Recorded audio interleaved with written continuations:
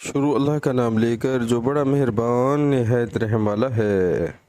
رسول اللہ صلی اللہ علیہ وآلہ وسلم نے فرمایا، مجھے 5 ایسی چیزیں عطا کی گئی ہیں جو مجھ سے پہلے انبیاء کو نہیں دی گئی تھیں۔ نمبر 1، ایک مہینے کی راہ سے میرا رعب ڈال کر میری مدد کی گئی۔ نمبر 2، میرے لیے تمام زمین میں نماز پڑھنے اور پاکی حاصل کرنے کی اجازت ہے، اس لیے میری امت کے جس آدمی کی نماز کا وقت جہاں بھی آ جائے اسے وہیں نماز پڑھ لینی چاہیے۔ نمبر 3، میرے لیے مال غنیمت حلال کیا گیا۔